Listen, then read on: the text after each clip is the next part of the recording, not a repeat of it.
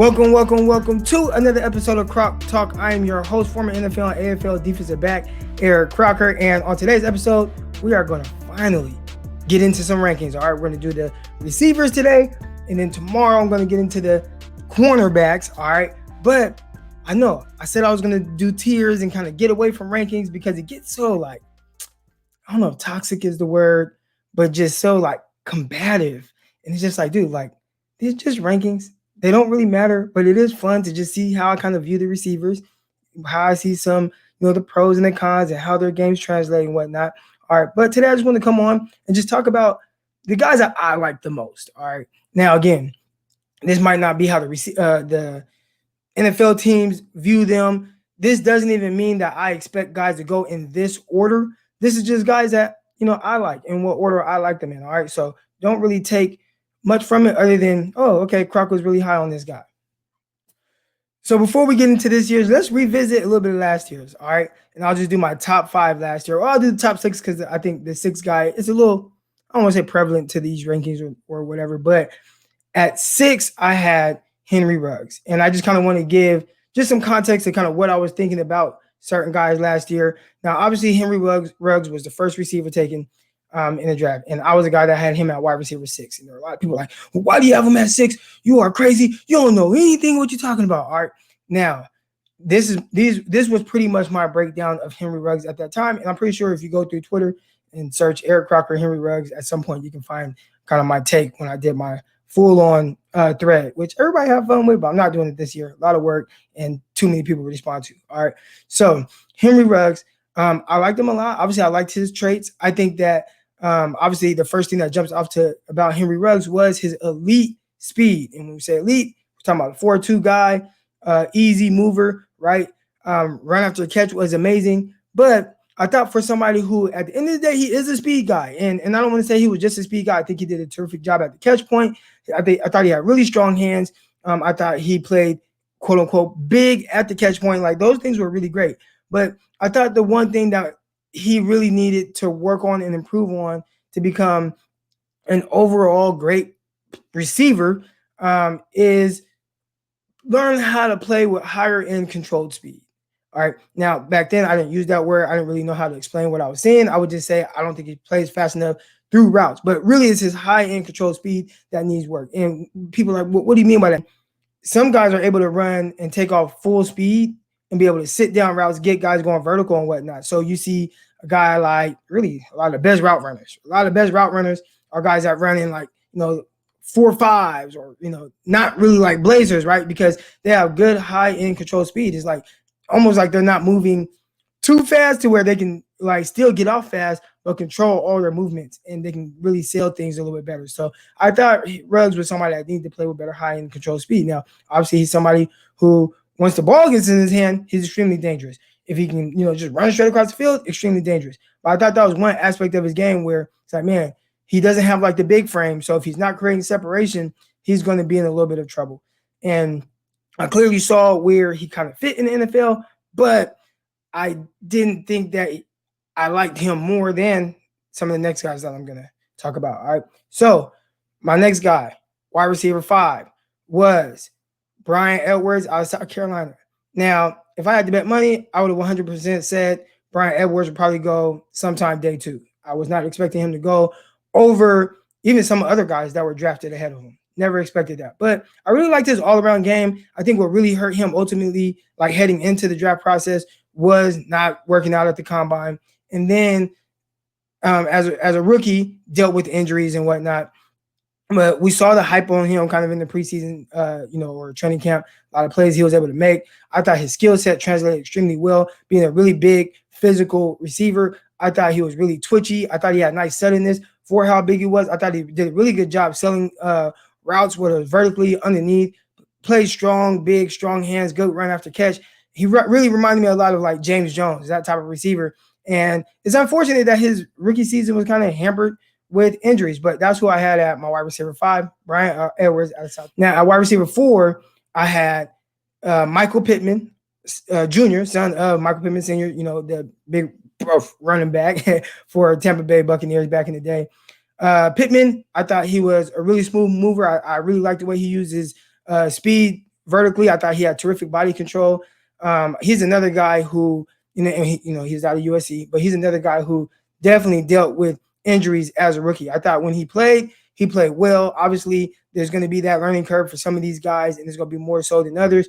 But there was really a lot to like about his game, his physical presence, his body, and the ability to really be a starting receiver day one in the Colts offense. I think the best is yet to come for him. I'm really intrigued to see him be able to play with Carson Wentz this year and be able to, maybe push the ball downfield. But they did other things with him too that I was really, intrigued on. And USC did as well, like end arounds, screens. He's a fluid mover, especially for somebody his size. So that was who I had at wide receiver 4. At wide receiver 3, I had Justin Jefferson. And I know this is a guy who just went off, right? 1,400 yards. Dude went crazy. It was really exciting to see, like, just how well he did. Even after, the first 1, 2, 3 weeks, he wasn't even like a starter and really getting a lot of reps. But then finally they were like, well, they kind of viewed him as just a slot for whatever reason. I try to tell people the whole time, he's not just a slot. There are a lot of people that were upset with me for having him at wide receiver 3. And how do you have this guy at wide receiver 3? He's just a slot receiver. And I'm like, he's not just a slot receiver. That's just where they played him at. He played outside the year before, played inside. I thought he was terrific there. I thought that gave him a lot of versatility. And I thought, in the NFL, especially with guys with his size, 6'1", 200 pounds or whatever he is, like, he's a guy who they line up a lot in tight splits anyway. So I just thought the way that the game was kind of, going, especially with where he went, and these rankings came out before, I saw where he went. I thought he's going to be well. I wanted my 49ers to take him. I tweeted it out. I tried to speak it into existence. I was like, Justin Jefferson, he is going to be the pick. He wasn't the pick. Ended up having a terrific rookie year.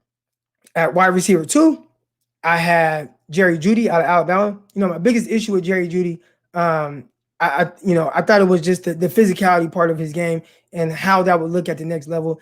He had a ton of drops his last year at Alabama, and a lot of them were based on just guys' bodies around him. And I kind of knocked him a little bit for that. Like, well, how's that going to translate to the NFL level if every time I'm watching him in this kind of, tight, condensed areas or bodies around him, he might stick one hand out, dropping balls, and all his issues kind of stem from the physicality part of the game, was watching him in the blocking game. And I don't want to just like big time knock him, but you kind of learn a little bit about somebody's toughness. Didn't want to block, so I'm turning his body sideways. I'm like, man, I'm interested to see how it translates to the next level. But his route running was so elite. I thought he played as fast, if not faster, than anyone in his class. And I mean, like, high end control speed. I thought that was terrific. I do think there's a clear way where he's able to win, whether it's outside, whether it's inside. I think at the NFL level, once they get a little bit more consistent at the quarterback position in Denver, I think he's going to be really good. So I'm still happy with definitely my 3rd overall pick, obviously my 3rd overall receiver who went for 1,400 yards, and Jerry Jeudy, who a lot of people are like kind of knocking a little bit, but he had a really good rookie year. Like, it wasn't bad. Didn't have too many drops. I'm interested if I just went and looked at the drops, were they with people around him? Because obviously that was his biggest issue to me at Alabama, physicality part of his game. And at wide receiver 1, I had, CeeDee Lamb. CeeDee Lamb out of Oklahoma. It took me a while to come along around on CeeDee Lamb. Initially, I didn't really care for his game as much. I'm like, well, he doesn't really play as fast. He's not as twitchy or sudden. Obviously, a really good run after catch, but a lot of it's in the Big 12. Like, how much stock can I put into that? And, I thought there were clear areas where he did win, the physicality aspect of it.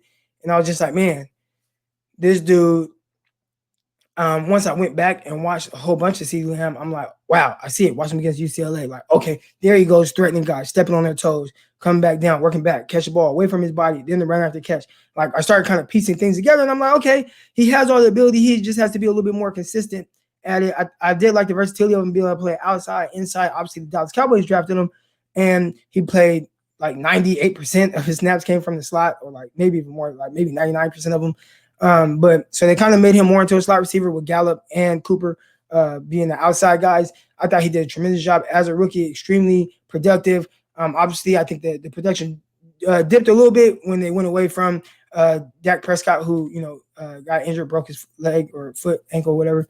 But the reason why I kind of bumped him up to 1 was because I thought where he wasn't as great, with the suddenness, like consistently being able to use the threat of his speed in routes and sit things down and stuff like that. I thought he still had the ability to improve on those things. The things that you can improve on, like his toughness at the catch point, which I thought really separated him from Jerry Jeudy, the physicality in his game. Sometimes those things you kind of either have or you don't. And I thought CeeDee Lamb definitely had those, and I thought he had the ability to work on the other aspects of his game. So I just kind of want to give a recap of what my top 6 looked like last year. And again, that was Henry Ruggs, who I wasn't as high on as other people, but still liked the upside of what he could be. More of a long strider. I think that's one thing that was a little underestimated. More of a long strider, and that kind of hurts you a little bit when you're more of a speedster and you have to run routes, but you're not the big guy. At 5, I have Bryan Edwards. We'll see how that works out. Obviously, dealt with a lot of injuries as a rookie. At 4, Michael Pittman, again, dealt with injuries. We'll see how everything goes with him having Carson Wentz. At 3, Justin Jefferson, LSU, obviously had the best rookie year ever. Extremely productive. Really loved his game, inside, outside. I really feel like when I was kind of projecting him, I was really higher on him. I wanted the 49ers to take him. But I don't know. Maybe I just wasn't brave enough to put him over some of the other people because of the backlash you get on Twitter. And then obviously Jerry Jeudy, really liked his game, elite route running ability. We'll see how he continues to progress. Can he add that more physicality part to his game to where the contested catches aren't so much an issue, especially with the drops. And that one, CeeDee Lamb, thought he didn't consistently play as fast as I would like, but had the ability to do it. I saw him do it, but I did really like the physicality part of his game and how a team, especially if they play him in the slot, could work to kind of free him up and get him to work in space. So here we go. All right, my top 5 receivers from this class. All right, again, this is very subjective. The rankings don't mean a whole lot. If you want to talk about it or whatever, there's another guy you like, that's great. This is just my opinion. And I think anybody that knows me, I've definitely watched the film. If you haven't seen my breakdowns, make sure you guys subscribe to the Patreon account, patreon.com/croctalk. I think for draft week, I'm going to open up a tier to where it's $3 for everybody or something like that. I'll do a little fire sale or, whatever, a Black Friday sale. And anybody that subscribes, they'll be able to get that for $3 a month and you get locked into that. So that might be a sale I do maybe the day of the draft or the day before, and everybody can go sign up for $3. All right. So here we go. At 5, this might be a little, and again, none of this is, it's not about clicks or anything like that. If you click, you already watched the video. So it's not about trying to get clicks or anything like that. But at 5, I have Jalen Waddle. I really like his game. I think he has special upside. I think the more I kind of think about who he is, what he is, and the ability, I probably can definitely have him higher. There's going to be some people that have him at maybe wide receiver 1, wide receiver 2, maybe in that top tier because of his elite traits, ability to really threaten corners vertically, be able to get them to open up, sit his routes down. I think he does a tremendous job of doing those things. Be able to use the threat of his speed all the time. I think unlike Henry Ruggs, who is more of a long strider, I think he is really good at being more of a jitterbug, quick, twitchy, explosive in short areas. I think his short area quickness is very good. I think if there's one area where I feel like he can improve on, is probably just his ability to not feel like he has to win everything with speed right now. Guys just get hands-on because he allows them to get hands-on. He just wants to outrun everybody off the line of scrimmage, and sometimes he has to kind of fight through contact to make a play. I think he does a really good job of playing big at the catch point, gets up there, uses his hands, and I think he does a good job of that. I do think his hands can be a little bit more consistent, but, the big playability is clearly there. Doesn't care about his body, will go up in traffic, make catches all the time. Love that. I think big-time ability, and I'm really high just on guys in this class in general, but Jalen Waddle, that's wide receiver 5. He clearly could be higher.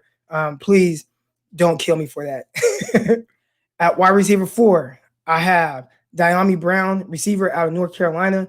I really like Dyami Brown a lot. I think he has a very good, consistent overall game. I see a clear area where he wins. consistently. I think the issue that a lot of people are going to have when you kind of dig into Dyami Brown's film, he comes from the same offensive coordinator that coached DK Metcalf and those guys at Ole Miss. They only run a few routes. And so I think a lot of what you're going to hear about Dyami Brown and why he's going to be so up and down is limited route tree. Oh, he doesn't run routes. And it's like, well, he wasn't really asked to run a whole lot of routes. He was asked to run, go, out route, stop route. And I'm pretty sure every defense that they were going to knew that, look, these guys are not going to run a whole lot of routes. Let's sit on their routes a lot of times. I thought he had to find different ways to be a little more creative with getting open. I think when you look at just his traits and what he does, because I really had to dig deeper on Dyami Brown, I want to start with just his twitchiness, suddenness, and his feet. I think they all work together extremely well. He was very fluid from that standpoint. Wasn't this, stiff guy or anything like that. When I watch film, I don't look at their height, their weight, or anything like that. I noticed with him, I'm like, man, this looks like a big receiver. Talking about 6'2", 210 pounds. I thought he moved extremely well for that size, if that's what he was. I found out he wasn't, but I'll get into that. Thought he moved extremely well. I thought, I had to look at little subtleties in his game because UNC didn't really highlight those things, but he did a really good job of, using half steps that looks like a stutter. So once he does his half step, the corner kind of stops his feet. By the time the corner stops his feet, Dyami Brown is gone again, and it's too late for the corner to be able to react. I thought he did a really good job using those type of subtleties. I thought he did a good job of attacking defensive backs' leverage to get them to kind of speed turn and open up in space. I thought he did a really good job of stepping on guys' toes and working back to the ball. He might work back to the ball better than anybody I've ever seen. Like, literally, there's plays, and again, you can find all this on my Patreon, patreon.com/croctalk. I the breakdown of Dyami Brown. He worked back to the ball at times like 10 yards. It was like crazy. I've never seen anything like it. But I thought he played with a really good physicality. I think he had nice, good creative releases when he wanted to use them. I thought he did a really good job of kind of changing pace. His ability to catch passes vertically and be a deep threat, as well as all the physicality part of his game that he gives you underneath. I just think he's going to be a terrific receiver when he gets to the next level. And now this is more projection. A team that's not just going to line him up on the left side and say, hey, run these 3 routes. A team that's going to line him up on the left side, right side, motion him, play him in the slot, use the stacks, line him up in bunches, do different things to kind of free him up and let him use his athleticism. I think we're going to see a much better version of Dyami Brown, especially if he gets in the right situation with a creative, offensive-minded coordinator. All right, so that's Dyami Brown. Again, I said I was going to talk about his size. Came in at 6'1", 190 pounds. Wasn't expecting that, but I didn't care about that because I thought he played bigger than even what his size says. His pro player comp for me was Devonta Adams. I thought he played a lot like Devonta Adams, where Devonta Adams might not be like a pure burner, but he's definitely able to win vertically. Now, I just thought the subtleties to his game has to get a little bit better to be like on Devonta Adams' page, but he has all the ability, shows the quickness, twitchiness, suddenness, all those things, vertical threat, easy target for quarterbacks. There's a lot to like about him. Can't wait to see him at the next level. All right, wide receiver 3. We're getting down to the nitty gritty. All right, and this receiver right here out of LSU. Of course, I'm talking about Terrace Marshall. All right, Terrace Marshall, really loved his game. We're talking about somebody who was kind of overshadowed by JaMarr Chase and Justin Jefferson in the previous year. I mean, he had 13 touchdowns. Obviously, you have Joe Burrow throwing to you. Joe Burrow did a great job. But the way they utilize him as a vertical threat, a red zone threat, his ability to use his big frame to block out defenders, I was like, man, this is a legit outside receiver. Thought he ran good routes from the outside. I thought he played with really nice speed. And then, obviously, he loses all those guys, right? Jefferson, Burrow, and Chase heading into last year. Had 10 touchdowns in just 7 games. The stats are irrelevant. What matters most is really his play and his skill set. And what I saw from him was a guy who lines up outside, lines up inside, does a terrific job of when he's in the slot, running routes with pace, understanding leverage, understanding soft spots, using his frame to shield off defenders. He was very physical from that standpoint. Love seeing that. He also from the slot was a vertical threat where, I mean, you'd see games where he just runs right by everybody, outruns everybody, catches the ball. He's has an underrated part of his run after catch ability. Does a terrific job. I think he plays with really good speed. I'm like, man, who does this guy remind me of? I mean, again, ability to play inside, outside. I really value guys that can play inside, outside, especially if they have the size. When he's playing in the slot, it reminds me kind of like a Mohamed Sanu, that type of guy. And then when he's outside, it kind of reminds me of like a Valdez Scantling, that type of receiver. So really a lot to like about Terrace Marshall. I think he has the speed. I think he has the ability. I think really the best is yet to come with him. Especially just hopefully they put him in a great situation that's going to benefit him and work to his skill set. All right, here we go. Wide receiver 2. Who's it going to be? All right. I mean, I'm pretty sure you guys know kind of where we're heading here. And anybody that's following me probably knows where I'm going with this. At wide receiver 2, I have receiver out of Louisiana State University, JaMarr Chase. Now, here's my thing with Chase, because I know a lot of people are probably going to turn this off as soon as they hear that I don't have JaMarr Chase at wide receiver 1. This does not mean that I don't like JaMarr Chase. If I had to break this down into tiers, I would say that there's a tier 1 with JaMarr Chase and Devonta Smith, 2 guys who you just can't. You're doing great if you have either one of those guys. I would love to have JaMarr Chase. I would love to have Devonta Smith. From that standpoint, I really love him. And again, I think, if we're talking about tiers, they are in a class of their own as a prospect. That's just my opinion. But since I decided to do rankings, I'm going to just kind of break them down separately. And at wide receiver 2, JaMarr Chase. I think JaMarr Chase, obviously, it really plays with this different kind of physicality. People kind of compare him to like a faster Anquan Bolden, which is crazy, right? And I guess if Anquan Bolden was faster, he probably would be considered a top 10 receiver when he was coming out. Obviously, he ran much slower, so he ended up being a second-round receiver. When I look at JaMarr Chase, there are definitely a lot of similarities to how Anquan Bolden plays. They really play this style of like bully ball with everything that they do, and I love it. Like, he's a big dog. He's definitely very physically imposing on defensive backs. He's a really good vertical threat, and I think that might be kind of the difference between him and Anquan Bolden right away, where he can just kind of run straight, and he doesn't always just, or typically kind of just really outrun guys. I think guys do a really good job of kind of staying in phase, but how you can tell he's a little faster is once he kind of gives them that little chicken wing at the top of routes and tracks the ball in, you see that kind of separation, in the corner really have a tough time of kind of staying in phase. So him as a vertical threat, and the way he's able to like really catch balls down the sideline, adjust his body, score long touchdowns. We saw him have these plays against pretty much everybody in the SEC, guys that were drafted first round, second round. He did a terrific job of really kind of dominating a lot of his opponents with the physicality aspect in his game.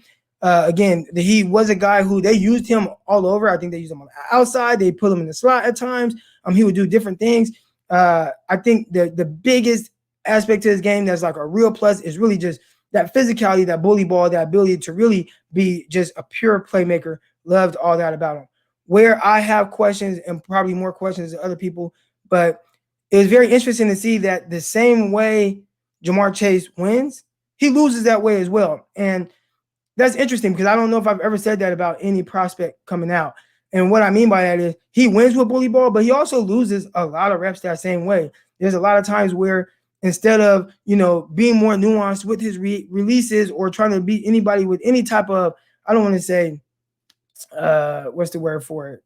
I keep wanting to say fluidity, but like just a quickness or anything at the line of scrimmage.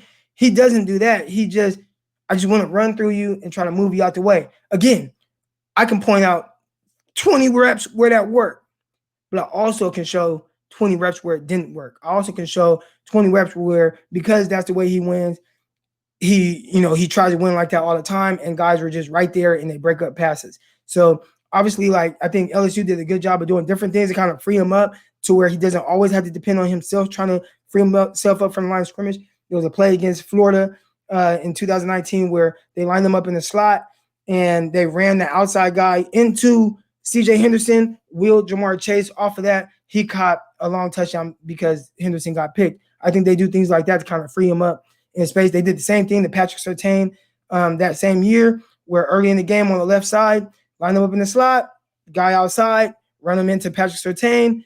He will off of Surtain, and he catches a 25-yard pass downfield. So they definitely were kind of creative, and I think NFL, until he kind of understands how to be more fluid and work his releases at the line of scrimmage, maybe he does. Again, he had this terrific all-world season as a 19-year-old kid in the SEC, which is amazing.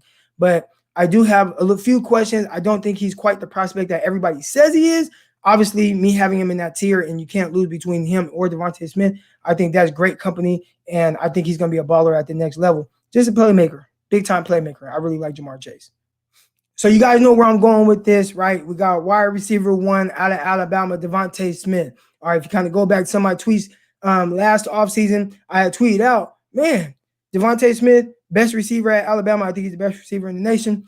Thought he was the best receiver last year. There were a lot of people that are like, well, he was an afterthought or yada, yada, yada. And I'm like, no, he was Alabama's leading receiver last year in yards and touchdowns. So obviously he did a great job of just making plays and dominating his opponents then. Continue to dominate everybody this year. Again, I know the stats are amazing with him and Chase, but stats aside, let's look at this guy and what boxes he checks or what doesn't he check. All right, and when you watch the film, when you put on the pure film, I strongly believe, and unless you have on there height, weight, which remember, when I go into film, I don't look at height, weight. What I look at is how this guy plays, and I just let the film take my notes for me, and whatever my notes come up with, that's what it is. The height, weight, whatever. I can't do anything about that. Sometimes the player can't do anything about that, right? JaMarr Chase plays bully ball at 6 feet tall. Can't that whatever. He plays like, as if somebody that's 6'3". He can't do anything about the fact that he's only 6 feet tall, maybe, right? So when I look at Devonta Smith and how he plays, there weren't anything where I'm like, oh, well, he couldn't get better at this. No. We're talking about releases at line of scrimmage. Guys don't touch him. They can't get hands on him. No matter how physical the corner is, it's really tough to really press him. At least do it consistently. I think he won more presses than anybody else in college football. I also think if you want to point out one rep where maybe he didn't win, we could point out several reps with some of these other guys where they didn't win, and then you won't attribute that to their weight or lack of weight or whatever the case is. He's just really good. Finesse. That's the word that I was looking for JaMarr Chase. He's really good at being very finesse at the line of scrimmage and really just being quick, getting skinny, making sure that guys just can't get hands on. And one thing that I've kind of told people on radio shows and stuff like that, the smaller guys are typically the hardest guys to get hands on at the line of scrimmage. They're really quick. They're sudden. If you try to use too much hands to get hands on, a lot of times you'll stop your feet, you lock your hips. If you lock your hips, it makes it a little bit harder to turn and run. Once you try to get your kind of hips open and turn and run, you kind of get into this phase of your clock being sped up. If your clock gets sped up, your kind of timing goes all out the window in your technique. So those are kind of some of the issues that you kind of deal with some of these guys that are more fluid, quicker, faster at the line of scrimmage. I think he does a good job playing fast. I think he plays really strong. I don't think there's any aspect of his game where you're like, his weight was an issue. I saw him take big shots in the SEC. Big shots, get slammed, everything, always pop right back up. Never laid there on the ground, at least from all the film that I watched, which was a lot from 2019. And obviously this year, I thought he was a big play guy. I thought he was a tremendous route runner. I thought they did a good job of really utilizing him all over the field, whether it was on the outside, motioning him down, using him in space, just having him beat guys one-on-one. If you really want to see him dog like elite corners, that's all over the film. Saw what he did to Derek Stingley. I'm just going to run by you, score an 80-yard touchdown. I'm going to just run. Oh, you're in phase? Okay, I'm just going to jump over you, make the catch. Jumped over Stokes, the big corner from South Carolina. Really had kind of his way with Horn. Like, his skill set, and I know the biggest thing is going to be, well, he only weighs 166 pounds or whatever. On film, that was never, ever an issue. Now, there might be people that say, well, for him to be good at the NFL level, he'll have to be the outlier, right? I see that a lot on Twitter. And my thing is, well, the film already says he's an outlier because of how good he played in the SEC at that weight and how much he dominated in all aspects of his game, whether it was jump balls, whether it was, at the catch point, working back, playing through contact, or just beating guys with routes. I thought he had the best overall game. I thought it was extremely consistent. I thought there was no area where he was really flawed. And I think that's really high praise for a receiver of his caliber. So I know how everybody, the media, everybody talks about JaMarr Chase. I think he's terrific.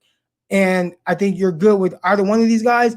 It's just when it kind of comes down to somebody who really checks all of the boxes and he has no issues with anything, at least on the field, that we've seen, and then really the way his game is kind of projects to be very good at the next level, I'd say that's wide receiver 1, in my opinion. So, all right, that's going to do it for my wide receiver rankings this year. All right, at 5, I had Jalen Waddle. Easily could be higher. Really love his game. At 4, De'Ami Brown. At 3, Terrace Marshall. At 2, I had JaMarr Chase. At 1, Devonta Smith. Started off the season as my wide receiver 1, and as wide receiver 1. Love his game. And, yeah, guys, I appreciate y'all checking in. It's my rankings. No real special effects or anything like that. Just kind of wanted to get that out there. All right. So appreciate y'all checking in. Make sure you guys subscribe, like, all that good stuff. All right. Comments below. Hey, if you guys want to see any of these breakdowns, again, all these things are broken down in detail with every one of these guys that I've talked about already.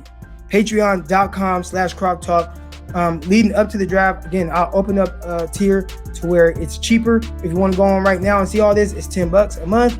If you want to wait until about the day before the draft or the day of the draft, it'll be $3. I'll open it up to everybody. I appreciate y'all. Appreciate the love. Got over 100 subscribers on there. Got over 1,400 subscribers on YouTube. It's growing fast. I appreciate y'all. I appreciate the love. Let's get it. Croc Talk, baby.